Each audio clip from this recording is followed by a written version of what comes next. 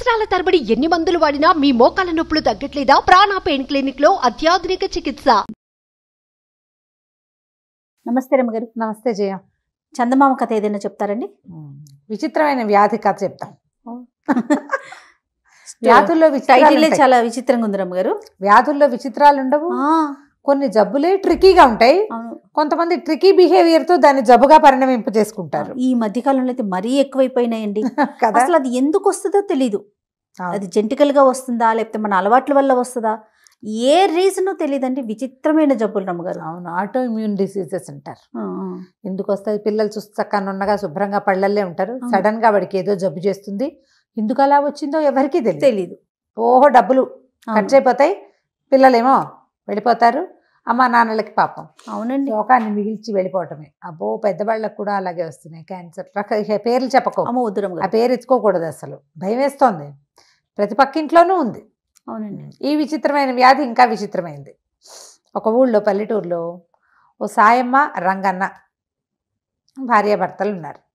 వీళ్ళు ఏంటంటే కొంచెం పెద్దవాళ్ళు అయిపోయారు, మధ్య వయస్సు దాటారు, పిల్లలు కలగల. వాళ్ళిద్దరే ఉంటుండే వాళ్ళు. ఏదో చిన్న పొన్న వాదనలు మొదలుపెట్టి చిలికి చిలికి గాలివానయ్యి ఆ రంగన్న పెళ్ళాన్ని 4 కొట్టి రుసరుసలాడుతూ బయటికి వెళ్ళిపోయేవాడు. ఎప్పుడూ దెబ్బలు తినేది. మళ్ళీ సాయంత్రం మామూలుగానే ఉంటాడు. ఓకే. ఈ దెబ్బలు తిని తిని తిని ఒక దశలో అనిపించిందంటే ఎప్పుడైనా వీడిని కూడా చితకొట్టిచ్చేయాలి. ఇటీవల కాలంలో ఈ మాటలు వింటున్నాం. ఒకసారి పోలీస్ స్టేషన్లో పెట్టి ఉతికిచ్చేసేయాలి అని భర్తలను ఉతికించాలని భావించే భార్యలు ఇప్పుడు కనపడుతున్నారు బాగా. పాతకాలంలో కూడా ఉండేవాళ్ళు. ఎవరైనా సరే వీడిని తంతే గానీ ఆ తన్నుల నొప్పేంటో వీడికి తెలియదు. ఇంత వయసు వచ్చింది, ఇంకా నేను దెబ్బలు తినాలా అలా అనిపించేది.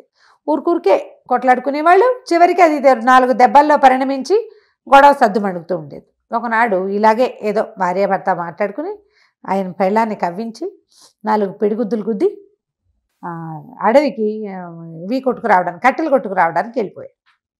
ఆవిడ ఎప్పుడెప్పుడు అని చూస్తున్న అవకాశం ఆ రోజు వెతుక్కుంటూ వచ్చిందనమాట. ఏమైంది? అటాగా రంగాన్ని అటు వెళ్ళిపోయాక ఒక అరగంట గంట తర్వాత ఈవిడేదో మెల్లిగా లేచి ఇంట్లో పని చేసుకుంటుంటే జమీందార్ గారి పని వాళ్ళు ఒక 4 వచ్చారు. మంచి ఆజాన్ బాహులు, పాలేళ్ళు జమీందార్ గారి దగ్గర ఇంట్లో ఉన్నారు. వీళ్ళ వాకిలు ఎలా ఉందంటే వీళ్ళ ఊళ్ళోకి ఎంటర్ అవుతూ ఉండగా ఉన్న మొదటి గుమ్మాలలో వీళ్ళదొకటి. వాళ్ళు ఊళ్ళోకి వచ్చి మిగిలిన గుమ్మాలు కాస్త గడియలు పెట్టున్నాయి బయట వైపు, పొలం పనులకు వెళ్ళిపోయి. ఇక్కడ పొలం పనులు లేవు వీళ్ళకి. ఆయన కొట్టలు కొట్టడానికి వెళ్ళాడు, ఈవిడ ఇంట్లోనే ఉంది. గుమ్మం జారేస్తుంది. దాంతో తలుపు కొట్టారు. కొట్టి ఈ ఊళ్ళో ఎవరైనా చిట్కా వైద్యులు ఉన్నారా అని అడగడానికి వచ్చారు. ఏమిటంటే జమీందార్ గారి అమ్మాయికి ఏదో విచిత్రమైన వ్యాధి వచ్చింది. ఆ వ్యాధికి గుణం కనపట్టాల ఎంతమంది వైద్యులు వచ్చినా. అందుకని ఏదైనా చిట్కా వైద్యం ఫలిస్తుందని ప్రతి ఊరికి 4 సైనికులను చొప్పున పంపారు.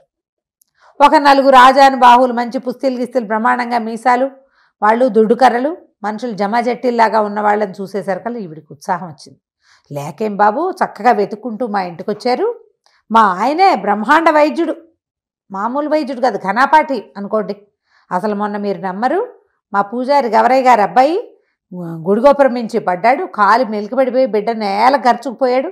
మా ఆయన ఏదో ఇంత తైలం ఎక్కడి నుంచి తెచ్చాడో పట్టించి రుద్దితే పిల్లాడు చూస్తూ ఉండగా కోతి పిల్లలే ఒక్క ఎగిరి లంఘించి ఎక్కేశాడు గోపురానికి మళ్ళీను. అట్లాంటి వాడు. అసలు చిట్కా వైద్యం అంటే మా ఆయన తర్వాతే ఇంకెవరైనా వీళ్ళ దగ్గర దొరికించడానికి చేసిందనమాట. వాళ్ళు ఏమన్నారు, ఏడమ్మా ఎక్కడున్నాడు అనేసరికల్లా కట్టెలు కొట్టుకు రావడానికి వెళ్ళాడు బాబు అని అన్నాక నాలిక కొరుక్కుంది. వైద్యుడు అని చెప్తూ ఏమని చెప్పాలి, మందులు మూలికలకు అని చెప్పాలి. చెప్పేసింది కదా. చెప్పేయంగానే వాళ్ళు అన్నారు, అదేంటమ్మా అంత ఘన వైద్యుడు అంటివి, ఆయన అటైటా వెళ్ళాడు, కట్టెలు కొట్టడానికి ఇంకెవరు లేరా ఏమిటమ్మా అంటే, అదేనండి మా ఆయన వింత, మా ఆయన భలే విచిత్రంగా ప్రవర్తిస్తాడు, అచ్చు కాపల్లే ప్రవర్తిస్తాడు. తల గుడ్డ కట్టుకుంటాడు, పంచె ఎగ్గడతాడు, పొలం కాపులు ఎట్లా పనిచేస్తారో అట్లా చేస్తాడు. అసలు ఒక్కొక్కళ్ళకైతే మాటామంతి లేకుండా వెళ్ళిపోతాడు. ఆయన కొంచెం కోపిష్టివాడు కదా, ఎవరైనా కనపడితే మొహం మార్చుకుంటాడు, కోపిష్టివాడిగా ఉంటాడు. దానికి తోడేమో ఈ మందులు మాకులు ఇవ్వకుండా కూడా వెళ్ళిపోతుంటాడు. వైద్యం చేయించుకున్న వాళ్ళతో కూడా మాట్లాడు. ఇవాళ రేపు పెద్ద వయసు వచ్చేసరికల్లా అట్ట లక్షణం వచ్చింది, కానీ వైద్యం మాత్రం ప్రచండంగా అఖండంగా చేస్తాడని బాగా ఎక్కించింది. వీళ్ళన్నారు, సరేలేమో ఏ పక్కకి వెళ్ళాడు చెప్పు, మేము పోయి వెతుక్కొస్తాం. మనిషి ఎంతవాడు ఏంటంటే 50 దాటిన వాడు, ఓ ఇట్టా అట్టా ఉంటాడని, ఓ పంచె కట్టుకుని ఉంటాడు, కట్టెలు కొడుతుంటాడు, వెళ్ళంట. వీళ్ళేమో ఆయన వెతుక్కుంటూ పోయారు. వెతుక్కుంటూ పోతే ఈయన పొద్దున మంచి ఉద్రేకంలో ఈవిని కొట్టాడు కదా, ఆ స్పీడులో బోల్డ్ అని వల్లమాలనన్ని కట్టెలు కొట్టేశాడు. ఓహో. అవి కర్రతో ఒక తాడుతోటి మూడేయటానికి ప్రయత్నం చేస్తుండగా ఈ నలుగురు ఆజానుబాహులుగా ఉన్న పని వాళ్ళు చేరారు. అయ్యా మీరేనండి రంగన్న గారు, ఫలానా సాయమ్మ గారి మొగుడు, ఫలానా ఇంటి వాళ్ళు మీరేనా అన్నారు. నేను అవునో కాదో చెప్పాలంటే ముందు మీకు ఏం పని మీద వచ్చారో మీరు చెప్పండి అంటే, మీ దగ్గర వైద్యం చేయించుకోవడానికి వచ్చామండి అన్నాడు. వైద్యుడిని అయితే నేను కాదు, సాయమ్మ మొగుడిని అయితే నేనేనన్నాడు. అనేసరికల్లా ఆవిడ ముందే ఇచ్చిందిగా హింటు, నేను వైద్యుడిని కానంటాడని. వైద్యం చేయనంటాడు కానీ చేస్తాడు అని. బాబు అట్లా కాదండి, జమీందార్ గారు అమ్మాయికి చాలా జబ్బు చేసింది, మీరు వచ్చి మీ చిట్కా వైద్యంతో పిల్లని రక్షించాలి, జమీందార్ గారు చాలా కష్టపడుతున్నాడు, బోళ్ళంత డబ్బిస్తారు, ఎంతమందో వైద్యులను చూసాం, పిల్లకి గుణం కనపడలేదు అనేసరికల్లా ఈయన ఏమనుకున్నాడు, సరే ఫోన్లే అదేంటో వెళ్ళి చూసొస్తే సరిపోతుంది కదా, ఏమైతే అదైందని మరి మోపు ఎత్తుకోండి అంటే వాళ్ళు నలుగురు చిన్న చిన్న మోపులు చేసి తలా ఒక మోపు ఎత్తుకొచ్చారు. 4 మోపులు ఇంటి దగ్గర పారేసి ఆ నలుగురు పెద్ద మనుషులతో కలిసి ఈ సాయి రంగన్న గారు పోయాడు. వెళ్ళేసరికల్లా జమీందార్ గారు చేతులు నలుపుకుంటూ తిరుగుతున్నాడు అటు ఇటు. మా పిల్లకి అస్సలు బాగోలేదు, మాట పడిపోయింది ఉన్నట్టుంది. ఎంత వైద్యం చేసినా మాటే రాలా, పిల్లకి మిడిగుడ్లు పడ్డాయి, అట్లా చూస్తూ ఉంటుంది, నోటి నుంచి మాట రావట్లేదు, మీరే ఏదైనా చెయ్యాలన్నాడు. ఈయన ఏం చేశాడు, కాస్త ఆలోచించి శరీర తాలూకు నిర్మాణము, ఆ జబ్బులు, వాటిని గురించి ఒక స్పీచ్ ఇచ్చాడు గంభీరంగా ఇస్తే ఈయన ఆశ్చర్యపోయాడు. చూస్తే మనిషి బాగున్నాడు, 50 ఏళ్ళు దాటాడంటే ఏదో పిచ్చి వేషాలు వేయడు, మంచివాడే అయి ఉంటాడు. కాకపోతే ఈయన ఇచ్చిన స్పీచ్లో కొన్ని తేడాలు ఉన్నాయి. అదేమిటంటే చిన్నప్పటి నుంచి నేను విన్నాను గుండె ఎడం పక్కన ఉందని నాకు తెలుసు, మీరు ఏదో కుడి పక్కన ఉందని చెప్తున్నారు ఏమిటండి అన్నాడు. అనగానే ఈయన సర్దుకుని ఏమన్నాడంటే, ఇది వరకు అటే ఉండేదండి, కాలక్రమాన ఈ మనుషులు ఎగురులు దూకుళ్ళు ఎక్కువ ఎడం పక్కకి జరిగిపోయింది, మరి మీ పిల్లని చూపించండి అన్నాడు. ఆ పిల్లని చూపించేసరికల్లా లోపలికి వెళ్తే ఆ పిల్ల చక్కగా అందంగా చిలకలాగా ఉంది, అదే పనిగా చూస్తుంటే ఏం చెప్పినా ఏమిటి అదేం మాట్లాడదే, నవ్విచ్చినా నవ్వు మాటలు మాట్లాడినా మాట్లాడాల. ఈయన అన్నాడు, ఓ పని చేయండి, మరి వైద్యం సంగతి నేను చూస్తాలేండి, చక్కగా అన్నం ఉండలు చేసి మజ్జిగలో ముంచి తినిపించండి, అన్నపు ఉండలు మజ్జిగలో ముంచి తినిపించండి, చిలకలకు పెట్టే ఆహారం అదే, చిలకలకు కనుక అట్టాటి తిండి పెడితే శుభ్రంగా మింగేసి చక్కగా మాట్లాడి చిలకలాగా మాట్లాడుతుంది మీ అమ్మాయి కూడా, మజ్జిగానం పెట్టండి అదే వైద్యం అన్నాడు. రోజు పెడుతూనే ఉన్నామండి అన్నారు వీళ్ళు. మీరు ఎట్టా పెడుతున్నారు అంటే, ఏముంది అన్నం పిసికేసి మజ్జిగ పోసి పలచగా చేసి పెడుతున్నాం. కాదు, నేనేం చెప్పాను, అన్నం ఉండలు చేసి మజ్జిగలో ముంచి పెట్టమన్నాను, ఇలా పెట్టండి గుణం కనపడుతుంది, వెళ్ళొస్తానన్నాడు. రాజుగారికి ఈయన పర్సనాలిటీ మీద, ఈయన మాట్లాడిన మాట మీద, ఈయన కంటి మీద గురి బాగా కుదిరింది. చాలా సంతోషించి ఓ 1000 వరహాలు చేతిలో పెట్టాడు. మీరు చెప్పినట్టే చేస్తాం, కాస్త అప్పుడప్పుడు వచ్చి అమ్మాయిని చూస్తూ ఉండండి గుణం కనపడేదాకా. ఈయన ఇంటికి వెళ్ళి పెళ్ళానికి చెప్పాడు, ఏమే వాళ్ళు ధనం ఇస్తామన్నారు, ఏవో 1000 వరహాలు ఇచ్చారు, ఇంకా ఇస్తారట అంటే ఆశ్చర్యపోయింది. ఇదేం వైద్యం, నువ్వేం చెప్పావు అంటే ఏదో చెప్పానన్నాడు.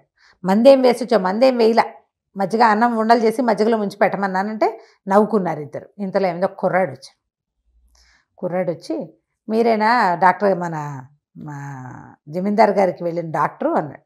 అవును, నేనే జమీందార్ దగ్గరికి వెళ్ళాను, పిల్లకి మాట మంతి లేదు, చక్కగా ఉంది, చూపులకి చిలకలాగా, మాటల చిలకతనం లేదు దానికి అన్నాడు. అనేసరికల్లా కుర్రాడు అన్నాడు, మీ వల్ల ఏం కాదండి, మీరు ఏ మంది వేసినా ఆ అమ్మాయి మాట్లాడదు, ఎందుకంటే అమ్మాయి నేను ప్రేమించుకున్నాం, వాళ్ళ నాన్న ఇంకో పెళ్లి కుదిర్చాడు. జమీందార్ గారి బాధ ఏమిటి, పెళ్లి కుదిర్చాము, పిల్లకి మాట పడిపోయింది, పెళ్లి నాటికి మాటలు రావాలి అని చెప్పాడు ఈయనకి. రంగన్నకి చెప్పాడు ఆ మాట. ఈ కుర్రాడు ఏం చెప్పాడంటే, పెళ్లి కుదిర్చారు కాబట్టి అమ్మాయి మాట్లాడటం మానేసింది, ఇది జబ్బును పడిపోయింది కాబట్టి పెళ్లి ఆగిపోయింది, సంబంధం వాళ్ళు సిద్ధంగానే ఉన్నారు, ఏనాడు ఈ పిల్ల జబ్బు కుదిరితే ఆ రోజు పెళ్లి చేసుకోవడానికి, ఆ జబ్బు కుదిరే జబ్బు కాదండి అనగానే ఆ రంగన్న అన్నాడు, ఎందుకు నాయన ఈ బాధ అంతా, నువ్వు రా నాతోటి అని చెప్పేసి 3వ రోజున ఆ కుర్రాన్ని వెంబడి పెట్టుకుని రాజస్థానానికి తీసుకుపోతే పిల్లని చూస్తానన్నాడు. మీరు చెప్పినట్టుగానే అన్నం పెట్టామండి, ఏం గుణం కనపడలేదు అన్నాడు. ఇప్పుడు కనపడుతుంది కాదటండి గుణం, నన్ను లోపల పంపించండి అన్నాడు. ఈ అబ్బాయి ఎవరండి అంటే, మావాడే శిష్యుడని ఆ శిష్యుని వెంట తీసుకుపోయాడు లోపలికి. ఆ అబ్బాయిని చూడగానే పిల్లకి కిలకిలా మాట్లాడటం మొదలుపెట్టింది. వాళ్ళ నాన్న లోపలికి వచ్చాడు, నువ్వు తెచ్చిన సంబంధం చచ్చిన చేసుకో తెలుసా నీకు అంది. అనేసరికి రాజు కొళ్ళు మండిపోయింది. చిచ్చి పాడిపిల్ల పిచ్చివాగుడు బాగుతుంది, ఏదైనా మందేసి దీన్ని నోరు పడిపోయేలాగా చేయమన్నాడు. అనేసరికి రంగన్న అన్నాడు, బాబు ఎందుకండి ఈ పిల్లకి మాట పడిపోయిందే దీనివల్ల. ఒకవేళ ఇది వద్దంటే అమ్మాయి ఆ పెళ్ళే చేసుకోదు, మీ పరువు పోతుంది.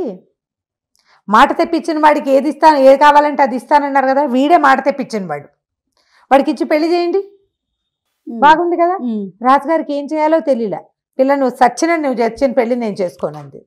ఇక జమీందార్ గారు ఏం చేస్తాడు, ఈ లోపల దాసీలు వాళ్ళు వీళ్ళు వచ్చేసి చూసేశారు. ఈ కుర్రాడు ఎవరో వచ్చాడు, వాడిని చూడగానే పిల్ల చిలకలాగా మాట్లాడుతోంది. ప్రచారం అయిపోయిందా, ఈ మాట ఇప్పటికి పోదు కదా. సరే ఆయన ఏమనుకున్నాడు, అలా కానివ్వండి, సరే ఈ కుర్రాడి వల్ల మాట వచ్చింది కాబట్టి కుర్రాడికి ఇచ్చి పెళ్లి చేస్తున్నామని ప్రచారం చేయడానికి నిశ్చయించుకుని ఈ రంగన్న గారికి 10,000 వరహాల బహుకరించి బట్టలు పెట్టి, బాబు సంతోషంగా ఉండండి, మీ వల్లే మా పిల్లకి గుణం కుదిరింది, లేకపోతే తెలిసేదే కాదు. సరే ఆయన ఇంటికి వెళ్ళిపోయాడు, పెళ్ళాన్ని చూపించాడు, చూడవే ఎంత డబ్బులు వచ్చినాయని. ఆవిడ ఏమందంటే, నువ్వు నన్ను కొట్టడం వల్ల నిన్ను తన్నించడానికి నేను ఏర్పాటు చేశాను, చివరికి ఇది డబ్బు సంపాదన మార్గంగా వచ్చింది, అమ్మాయి గారి విచిత్రమైన వ్యాధి మనకి ఇది వచ్చింది, నువ్వు నీ వ్యాధి కూడా తగ్గించుకో. ఇదివరకు సంపాదన లేక పని లేక కొట్టేవాడివి, ఇంత డబ్బులు వచ్చినాయి, చక్కగా 4 గొడ్డు గోదా పెట్టుకుని కాస్త ఇల్లు వాకిలి ఏర్పరచుకుంటే ఆ పని ఉంటుంది కదా. అవును, ఖాళీగా ఉండకపోవడంతో ఇంకా ఆయన ఎప్పుడు కొట్టలేదట. వాళ్ళిద్దరూ హాయిగా ఉన్నారు. కథ కంచుకి మనం ఇంటికి. చాలా బాగుందండి. నమస్తే. నమస్తే.